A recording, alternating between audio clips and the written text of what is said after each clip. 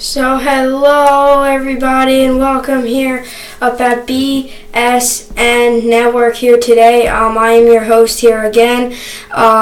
Today we have lots of sports to run through and we have to run through them quickly. I don't know if I'm going to be doing commercial breaks today just because we have I think 4 or 5 things to go through today and they're going to take a lot of time, and like I said, on Tuesdays I only do part 1 since I have sports later in the day, so I only do part 1s on Tuesdays, and then Wednesdays and Thursdays and Mondays. For now, I'll do all part 2s, and then Friday, I'll get back into it in March. I'll tell you when that is. I know you've probably heard it a million times me say that, but so let's get to it today. We have a lot of stuff to talk about for today anyway. For regular pod, this would probably take about maybe a part 1 and half of a part 2. So we have the Rangers to talk about. We're going to preview their game today. Gonzalez to the Mets. Will the Mets make any big more trades? McCutchen to the Giants. That's going to be an interesting move there. And we also have Garrett Cole to the Houston Astros, so the Yankees don't have to worry about trying to get him anymore. Nobody has to worry about trading Clint Frazier on the Yankees, and like I said before, will the Mets make any more moves? Now, I feel like in the beginning of the year, it was all the Yankees who was making all the moves, and now is the time for the Mets to step up. I feel like the New York teams are taking turns here, and then next will it be the Yankees again, and then we'll be back to the Mets? We'll see, but it's been like that. So anyway, so let's get to the point today. First, we have to talk about the Gonzalez to the Mets. This is a big deal for the Mets. The Mets picked him up. We'll see what happens. Adrian Gonzalez last year, he didn't do that great last year. He didn't play that much. Then he played a little. He didn't play that much last year, but if you give him playing time, he can definitely do some things with your team. So I'm interested to see what he's gonna do with this team. Obviously, I think everybody is, just because we haven't seen him play in a while. He didn't even play in the World Series. For some odd reason, I think he got injured. They sent him down, and he was struggling when he came back up. They sent him back down. He played a little bit, and then they just benched him. And there was a streak there of when they were benching him and put in Cody Bellinger at first base. There was a streak there that they were just winning games, and they put him back in and they started losing again. I don't know if it's just because of him, but that's kind of a sign of knowing someone or some teams. Some of the players are fit better with Cody Bellinger, and obviously, I think the Dodgers wanted to get off. Wanted Gonzalez off their hands. One, because his contract's way too big. It's very big.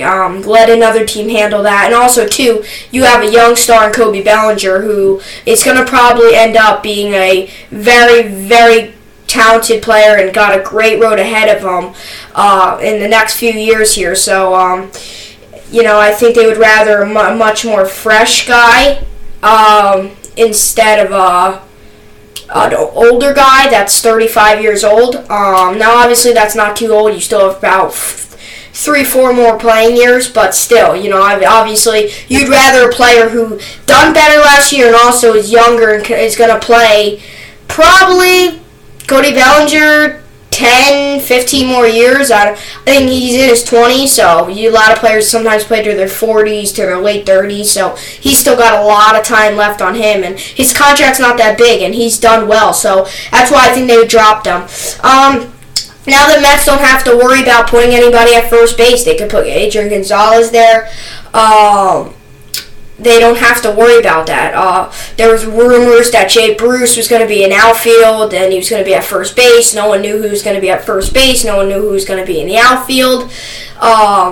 So now they don't have to worry about that anymore. They got themselves a first baseman, a pretty good first baseman. Obviously, he's going to be there for a little bit. Obviously, he will be there for a little bit, but, obviously, he is getting older, so I'm going to be interested on seeing how long he stays or goes with the Mets. If he stays there maybe a few years, just 2 or 3, or maybe even just 1. I don't know, but I think this will be an interesting move move by the Mets. I think it is a good move. I think he's a guy. He's a guy that you need him to come up in a big spot. He'll do it. And also another thing is, I know younger players are good. They're fresh and new. I love it.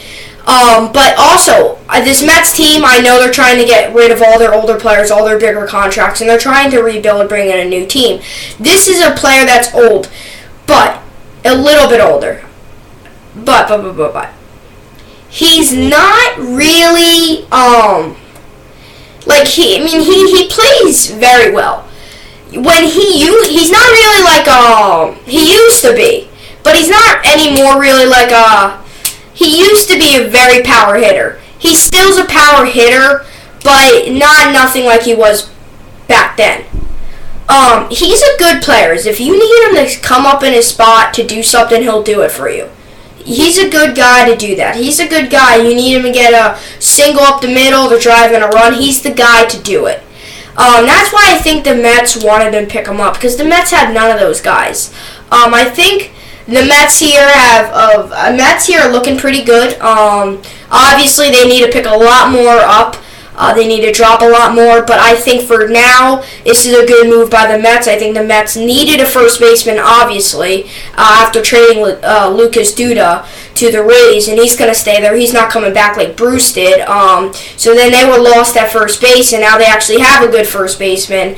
And it's not, they have a good first baseman now, and they don't have to worry about Bruce switching positions and don't know where to put. Now they have this guy, a veteran who's played the game for a good amount of time now, so this should be a pretty good move for them. So let me run through some of his stats. Let me just run through some of them quickly.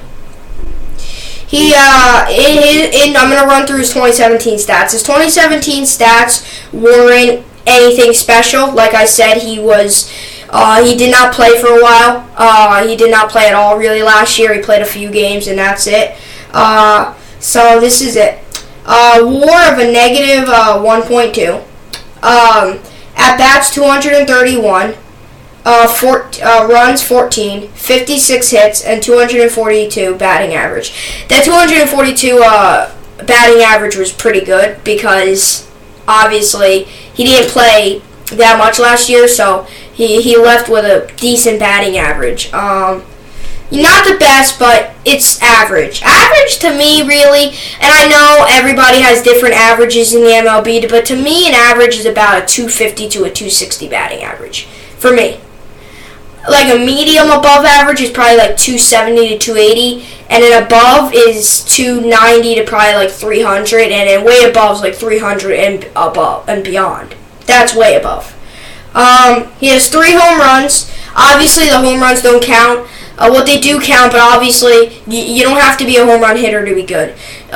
You could be Derek Jeter. Look at him; he's going to be a Hall of Famer. He did many things with the Yankees. He wasn't a home run hitter. I mean, he was not a home run hitter at all. And look at him. So you don't have to be a home run hitter, but Adrian Gonzalez is more on the power side of hitting. So that 3 home runs don't really pop out to me when you're looking at an Adrian Gonzalez type player because he is supposed to be a power hitter.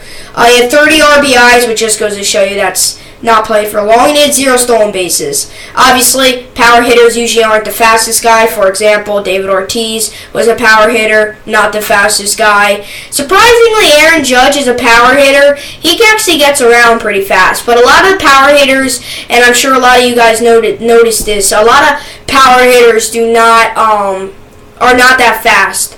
Because they're more on the heavier side of things, not saying that they're fat in any means, but they're more on the heavier side of things, because you need to be big to be a power hitter, you know? Jose Altuve, he's a power hitter, he's tiny, it's because he's got all in his legs right there, that's all it is your legs pretty much, and he's fast, but, tiny people are usually the faster ones. Decent, because Usain Bolt's tall. Thing about tall people is they're fast because they can take big strides, but, little people can take very small strides and still be very quick. So obviously from those numbers, didn't have his best year of his career in 2017, but obviously 1 year doesn't mean anything. It's just 1 year, and hey, it's not his fault he got injured. He was benched, and he came back, tried to make a comeback, didn't do so well, so, it's okay. Better luck this season.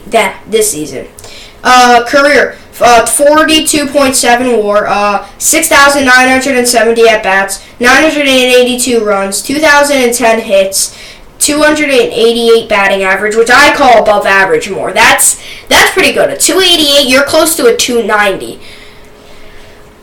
I said before, I think I said 280 to 290 is like above average, and a real above average is 300 to anything else, to really 412, because 412 was the highest batting average anybody has ever had. That's held by Pete Rose or Johnny Bench? Pete Rose, yeah. I think Pete Rose, yeah. So home runs, 311. 1,176 RBIs, and he has 6 stolen bases. Those 6 stolen bases don't blow me away. Once again, power hitters are not meant to be stealing bases. They're much more on the stockier side. I said this before. You get the point, right? So, obviously, from the looks of it, he looks like a player that will fit well with the Mets. I'm just interested to see, really, how he can return from the way that he played last year, the way that he really didn't play that much last year, but how he can return, How really can he return? Because I don't know how he's going to return. No people. It's almost like John Gruden. No one knows how he's going to return. How will Adrian Gonzalez return? I think he'll return fine. I think one season, that's why I'm interested to see how Teddy Bridgewater returns for the Minnesota Vikings, because he's missed so long, and he's missed many, many times here. So, obviously, I'm interested to see how he returns. We don't know. Will he have a return of like a Case Keenum, where his return this year was awesome? Will he have a return like some other sports stars out there? I'm not going to name all of them, but will he have a return? I think he will. I think one season, it is okay. He's a veteran player. He knows how to return very well. So I think he would do good. Alright, so will the Mets make more moves? Sure, I think they will. I think they have a lot of good minor league players coming up. What I'm interested, and I don't think it will happen anytime soon, but I want to see Tim Tebow come up to the Mets. I just want to see what he can do in the major leagues. I really do. I mean, if he plays in the A, I don't know if Deion Sanders does that. I don't know if anybody else, though. No. Deion Sanders did that. I was going to say, I don't know if anybody else quit football, and then went on to play baseball. Well, Deion Sanders played baseball and football at the same time, but did anybody make a return? They quit football. Technically, he didn't really quit football. He's still kind of technically a free agent, kind of, and then he's just playing baseball now, and no one's going to pick him up, but it's weird. His career in football was more college ended. But back to the point. Will the Mets make more moves? I don't know. I'm sure they'll probably make some moves from their minor league system. Yeah, sure, I think they'll make some more moves. I don't think 2 moves is going to help them out a lot. Their 2 moves are making Jay Bruce back and Adrian Gonzalez. I don't think they're going to make... I think they need to make some more moves. So I think they will make more moves, just I don't know when, I don't know who, but I think they will make more moves. So that's what I got for the Gonzalez to the Mets. Next up, when we come back on the BSN Network, it's going to be a very short commercial break. It's going to be Will McCutchen, McCutchen to the Giants, and then Cole to the Astros, all when we come back on the BSN Network.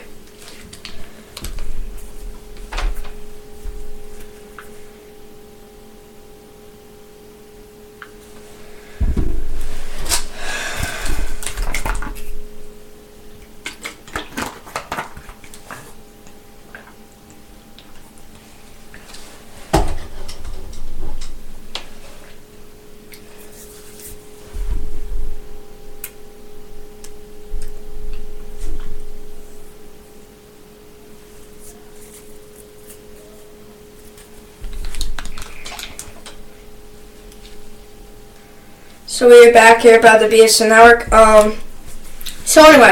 So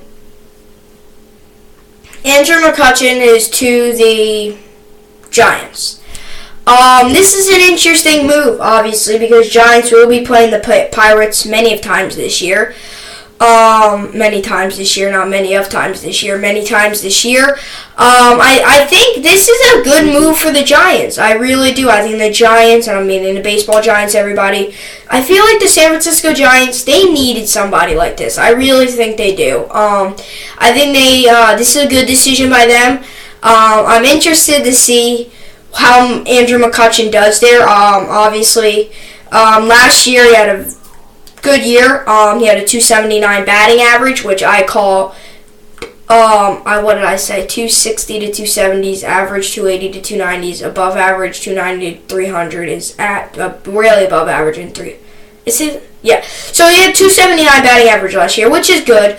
I call 270 to 280 above, a little bit above average. So I think that he did pretty well last year. Obviously, I'm interested how he will return, what he will do. There was a span there last year. He was doing amazing. I think there was a span where he was averaging I think he had I know and I legit just said this, but home runs don't mean everything. But I think there was a span there in the course of the season where he was, I think, had two or a home run for 5 straight games. Or there was a span of home runs or something. But he did very well, and I know that span did go against the Giants. That span he did play against the Giants, and it was during that span. So obviously the Giants got a good taste of him last year. He's a very good player. He's a very, very good outfielder. I've seen him play once. And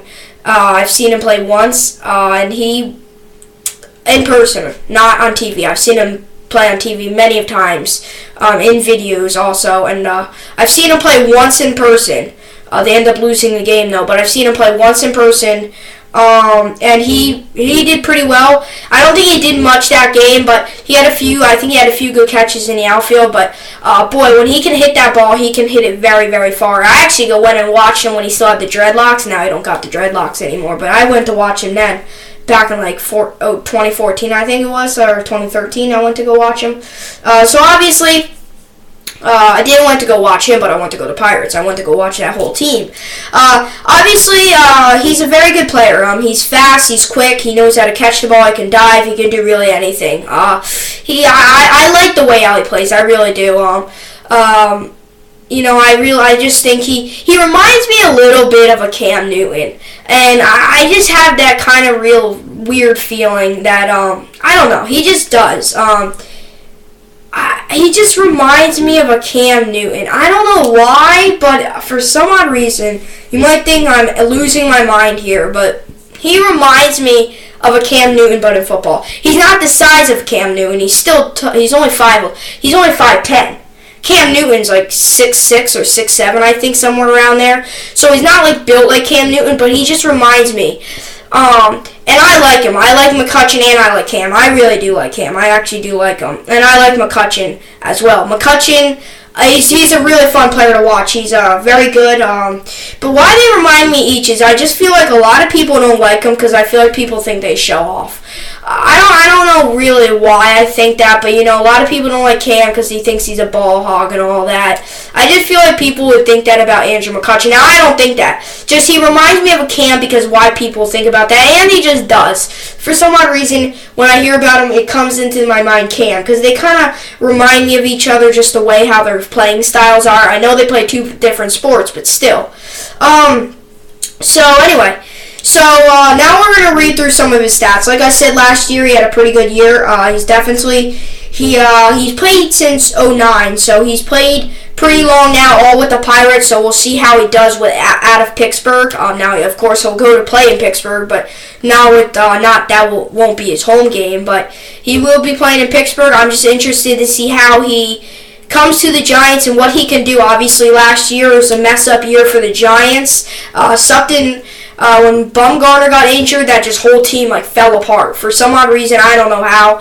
And then Bumgarner tried to make a return, and he didn't do the best return. It was crazy. It was crazy. Oh my gosh, oh my goodness. I mean, oh man. That was an awful season by the Giants. And a lot of awful seasons for all these teams. And now McCutchen trying to get that team back to the World Series winning Giants, if you know what I mean. So anyway, I'm going to run through his 2017 stats, and I'm going to run through his career stats. He had 156 game played. This is his 2017 stats. So he obviously did not miss a lot of time. He did. He didn't miss a lot of time. He played 57 games. So obviously he's only 5 games. He only missed 5 games. No. 6 games. He only missed 6 games. So that's actually pretty good. That's a lot. That's not a lot of games he played, but that's not a lot of he missed. He played a lot last year. And that's good. It means he stayed healthy and he did well when the team didn't have to bench him. So he played 156 games played, 570 at-bats, 94 runs, 159 hits, 88 RBIs, 73 walks, and a 279 batting average. Last year, obviously, the Pirates did not do the best, and I feel like for Pirates, I feel like these past few seasons have been falling apart. Since their 2015 season, I feel like they'll be good one part of the season, and they'll just fall down. They'll be good, they'll go up the roller coaster, and then they'll just fall down. They'll go back up, and they'll just fall down again. They'll go back up, and they'll fall down. And then they end up falling down just the whole rest of the season, and they just can't make it back up to the top. Obviously here, he had a few good seasons with them, but I'm sure he's pretty glad that he's trying to start a new career,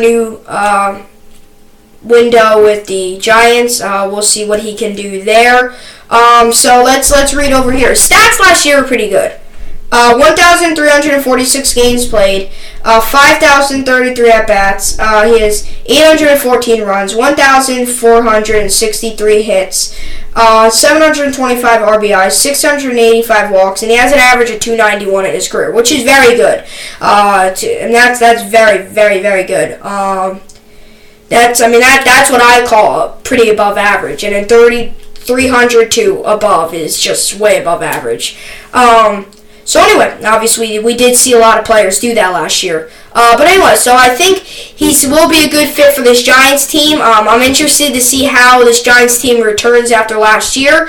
And I'm going to ask the question now. Will the Giants make any more big moves? And they will, obviously. I think every MLB team, every sports team at least makes 2 or 3 moves in the offseason. I just really think that Yankees already made like 5 or 6, so they're pretty set. They probably will make more, but they've made tons already. And you might think only really 3 big name players, or 2 or 3 big name players, but they've made some moves down in their minor league system and things like that. So that's why I said 5 or 6, but they're all the way up there. Giants, yeah, I think they will make some more. So when we come back, Garrett Cole to the Astros. When we come back on the BSN Network.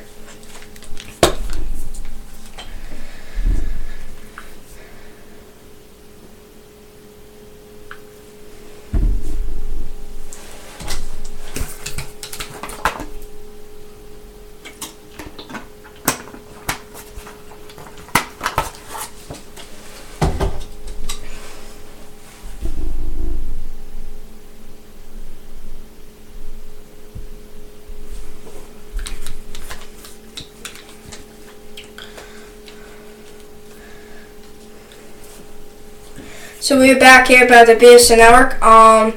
So if all you guys know it, Garrett Cole to the Astros, another move Pirates made, losing a player, not gaining. Well, they gained players off the trades, but losing a pretty good big asset to their team, but they will gain some good players. Garrett Cole to the Astros after all. Obviously, there's rumors about him going to the Yankees for Clinton Frazier. There's all that rumors all about that.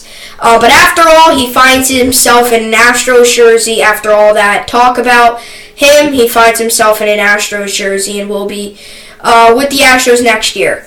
I think the Astros needed him more than the Yankees. I know at the time there, it was all about the Yankees getting him. No one talked about the Astros. But the Astros, I think, needed him more.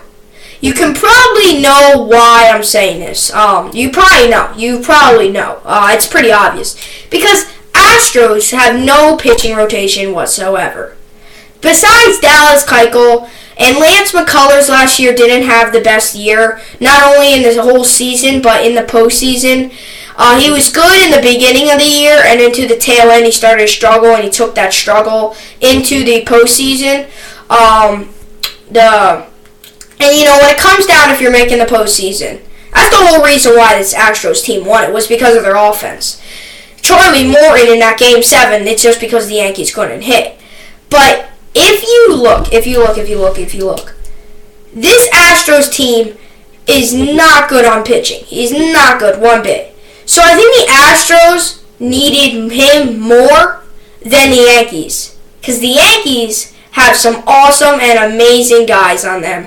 And I've named them before, and I'm going to name them again. They got Tanaka, they have Jordan Montgomery, they have Luis Severino, they have CeCe, they have Sonny Gray. Obviously, one of them might get injured. I hope not, but obviously that's how quick your season can change. But. This Astros team need them way more. And their bullpen's not that good either. So I think this season, Astros need to stay away from their offense, keep their offense how it is, because it's staying the same. If they keep it the same, it's going to probably work again. So then, grab some bullpen. Yankees are already set in the bullpen. He's not a bullpen pitcher, but the Yankees don't really need any more pitchers at the moment. Of course, you could use another arm, but obviously you got some great players coming up. You got Chance Adams, one of the players. I can't wait for him to come up. I think he should come up already. He's been ready for like 2 years now, and they haven't even called him up. So anyway, I think he more deserves to be with the Astros. Not saying I didn't want him to come with the Yankees, but I think I'm glad that the Yankees keep Clint Frazier and he goes to the Astros. And I think he's kind of glad he's going to the Astros because I think the Astros need him more. I don't think the Yankees need him that much. The Yankees already got 5 studs. Obviously, one of them could be doing bad. You need another dude, obviously, just like that.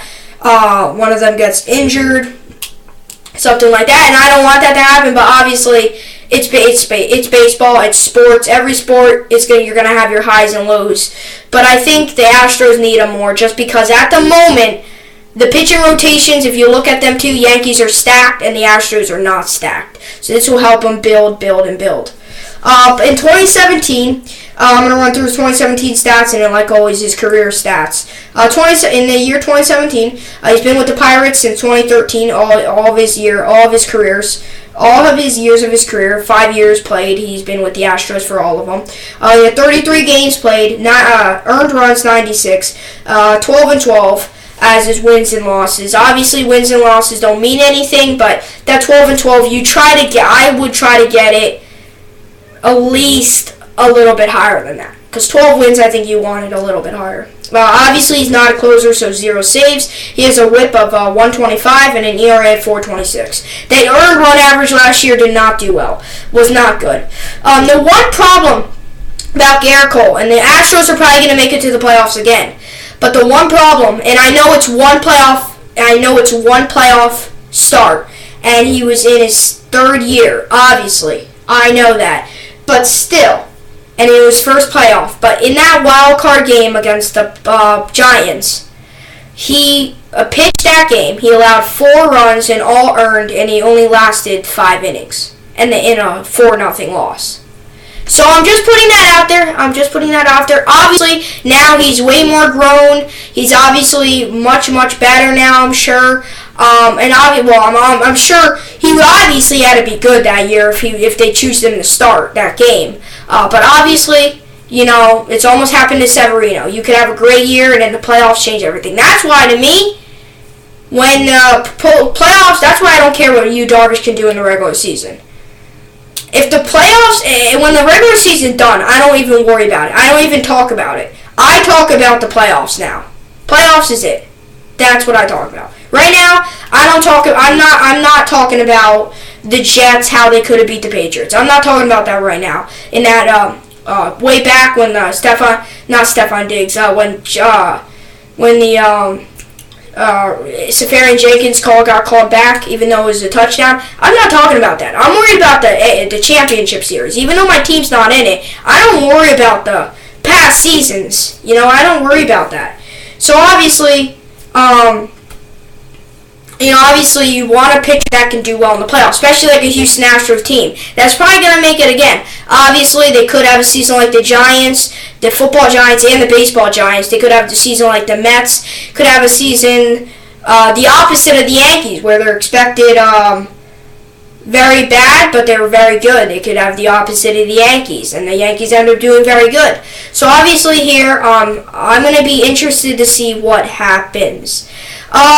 So let's read through his career stats. 127 games played, 304 ERA, 59 and 42 in his wins and losses. That's pretty good. 17 games over 500, 0 saves, of course, 122 his WHIP, and 350 ERA. That ERA is so-so. I would like to see his ERA by the end of this season in his career stats drop. His best ERA ever was a 2.60 ERA, and that was in the 2015 season. So that explains why they put him in at start of that season. And he went 19-8 in that season. So obviously here, at a 3.50 ERA, it doesn't blow me away. It doesn't. I don't think it will blow any sports analyst out there, sports broadcaster out there. I don't think it would blow anybody away. Can he change that? Obviously he can. Yes, he can. I think by the end of this year, I would like to see him, and I know I'm not an Astros fan, but I would like to see him, or I think anybody that's an Astros, Cole fan, whatever you are, that is involving Cole at the moment, I think you would like to see him at least dip that to maybe a 330, a 320. I know that's a lot to ask for, but still, you can do it. I believe in him. I think he could do it. I'm interested to see what happens here. I really am. I don't know. I think that got to dip. That has to dip. That got to. I mean, a 350 is not the best.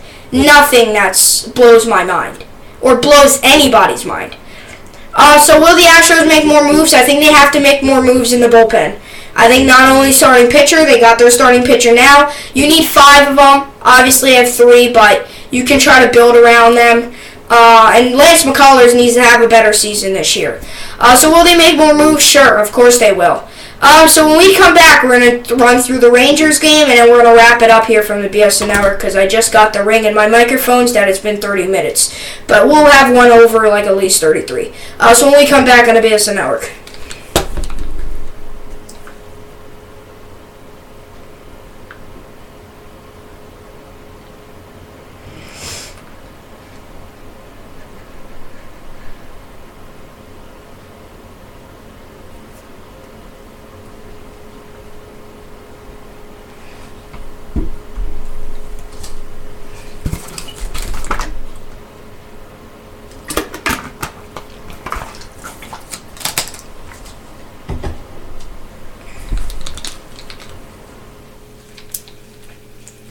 So we're back here by the BSN Network. So today the Rangers play against the Flyers. They are home at 7 p.m. If you want to grab tickets, if you're close to the stadium, if you can get there, it's at 6:45. It's at 5:46 at the moment. If you can get tickets, go to Ticketmaster.com. I think Ticketmaster. When I bought my Rangers tickets, I think it was at Ticketmaster last year. Was it Ticketmaster? Vivid Seats? Something like that. I think it was Ticketmaster. I don't know. Go on. If you're closest to the stadium, then you can go watch the game. If you can get there in about like 40, 45 minutes if you can get there. So Rangers-Flyers game.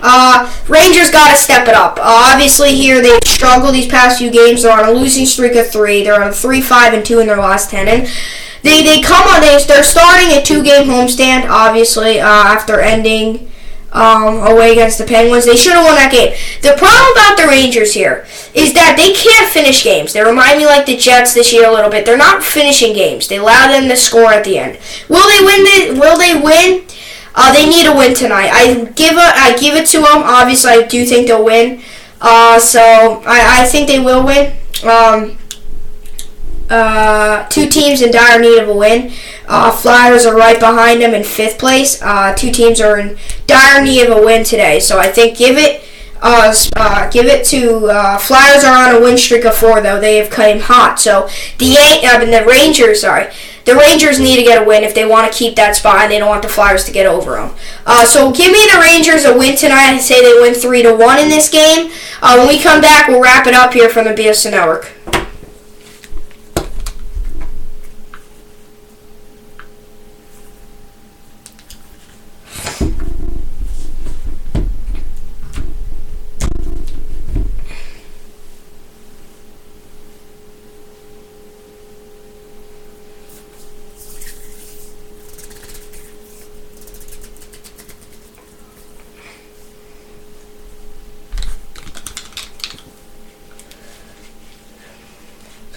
So we are back here by the BSN Network. So I hope you enjoyed today's video. Obviously, it's only part 1. Tomorrow we have a lot of stuff to run over as well. I already got it planned. We have a lot more basketball tomorrow. We have basketball. Yep, basketball. We're going to talk a little bit more about Lonzo Ball. I think so. Yeah. So anyway. I hope you enjoyed it. Obviously, today's only a part 1. Tomorrow, Wednesday, I'll be back full strength at a part 1 and 2. And hope you enjoyed today's video. I know it was only a part 1, but obviously, I hope I answered any questions you might have had. And if you didn't know about these trades, hope you maybe learned a little bit more, or I maybe talked about what you already knew about, which is good as well. So I hope you enjoyed today's video. If you want me to talk about a certain sport, please comment down below. I would love that. So thank you for watching today's video, and hope you enjoyed it, everybody. Thanks for watching.